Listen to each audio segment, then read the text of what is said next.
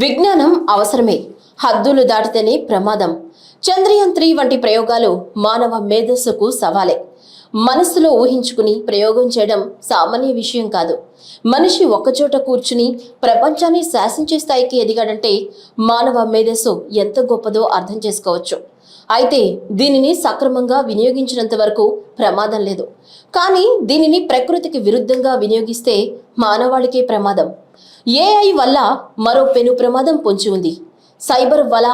ఇప్పటికే ఉన్న టెక్నాలజీతో సైబర్ కేటుగాళ్లు రెచ్చిపోతున్నారు. అసలు టెక్నాలజీని సైబర్ నేరగాళ్లు వాడినంత ఎక్కువగా మరే రంగం వినియోగించుకోలేకపోతుంది. ఇది మానవాళికి పెను సవాల్. ఈ మధ్య కాలంలో కృత్రిమ మేధతో మీడియాలో వార్తలు చదవటం, యాంకరింగ్ చేయడం వంటి సంఘటనలు సంచలనం కలిగించాయి. ఆర్టిఫిషియల్ ఇంటెలిజెన్స్ తో జరిగే సైబర్ నేరాలపై ప్రత్యేక కథనం. నేను Shanti. Welcome to Deeksha media.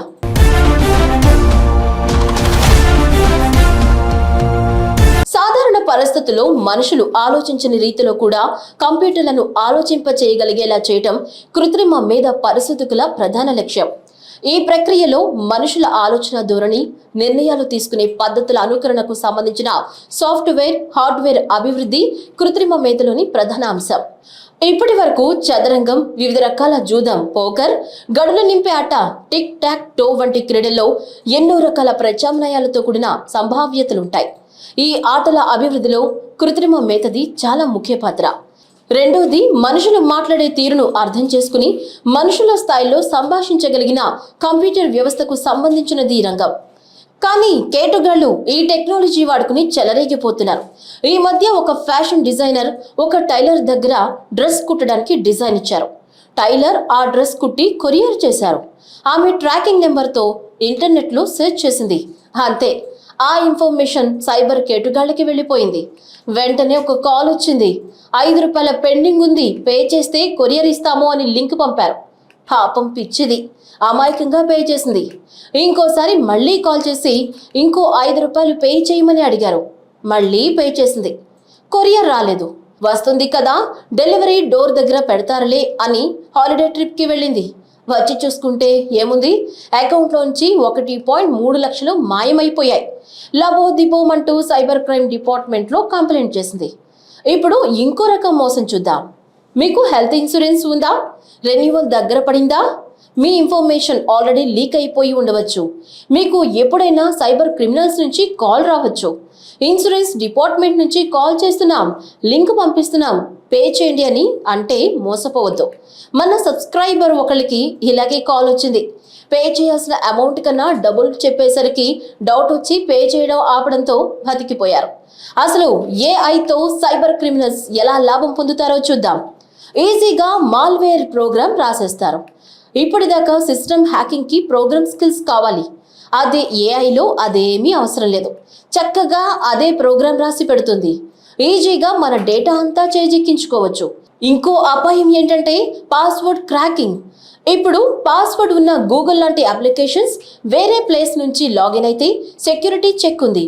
కానీ ఎన్ని లెవెల్ సెక్యూరిటీ చెక్ ఉన్నా లాగిన్ అవ్వటం ఏఐతో భవిష్యత్తులో ఈజీ కావచ్చు. ఇంకొకటి, ఫేక్ వీడియో క్రియేషన్. ఏఐకి మీ ఫోటో ఒకటి ఇస్తే చాలు, మీరు మీ ఫ్రెండ్ని మనీ హెల్ప్ అడుగుతున్నట్లు క్రియేట్ చేసి మీ ఫోన్ నుంచి మీ కాంటాక్ట్స్కి పంపి వాళ్ళ అకౌంట్ నెంబర్ ఇవ్వవచ్చు. లేదా అశ్లీల వీడియో క్రియేట్ చేసి మిమ్మల్ని బ్లాక్మెయిల్ చేయొచ్చు. ఈ మధ్యనే ఒక ఒరిస్సా ఛానల్ ఏఐ న్యూస్ రీడర్ని క్రియేట్ చేశారు. సో మీ ఫోటోతో మిస్యూజ్ చేయడానికి చాలా అవకాశాలు ఉన్నాయి. ఆడవాళ్ళు తస్మాత్ జాగ్రత్త.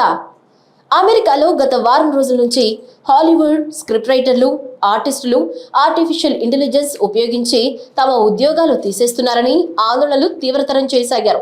ఈ మధ్య కాలంలో హాలీవుడ్లో $1 బిలియన్ డబ్బులు ఆదా చేయడానికి నిర్మాతలు ఎక్కువగా ఏఐ వైపు మొగ్గు చూపుతున్నారు. హాలీవుడ్ చరిత్రలోనే మొదటిసారి 11,000కు పైగా హాలీవుడ్ రైటర్లు, ప్లే కార్డులు విధుల్లో స్ట్రైక్ నిర్వహించారు.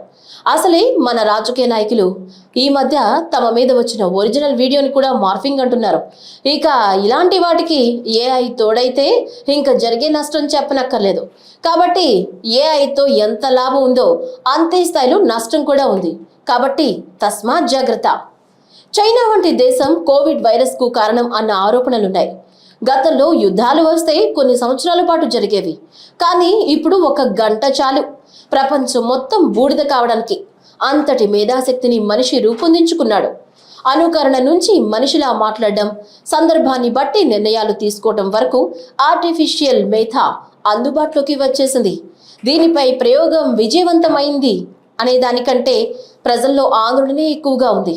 ముఖ్యంగా టెక్నాలజీ రంగంలో తీవ్ర చర్చనీయాంశమైంది. ఇది పూర్తి స్థాయిలో అమల్లోకి వస్తే ఉద్యోగ భద్రత లేనట్టే.